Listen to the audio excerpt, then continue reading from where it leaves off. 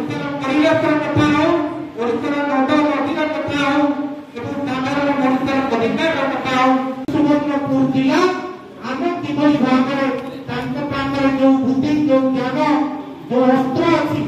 एवं जो मानव अधिकार हन रही जो मनुष्यर मौलिक अधिकार हन रही आम सहित अच्छा बरगढ़ सहयोग करने संगठन सेक्रेटरी से भौतिक समय निश्चित भाव में गोटे दरकारी दबा धन्यवाद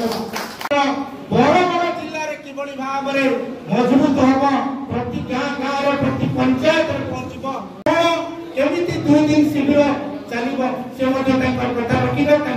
धन्यवाद एवं आम सहित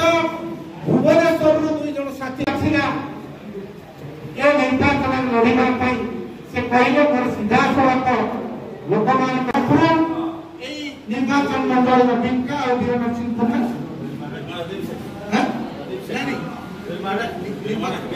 वीर महाराज पचार अच्छी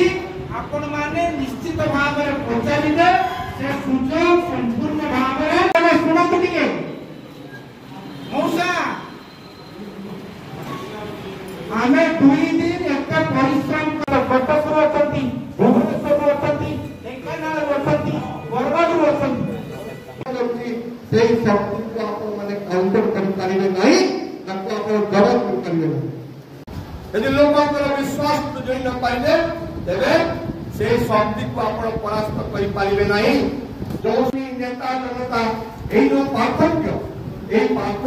आगे पड़ो एवं राहुल गांधी जो पथ देखते हमको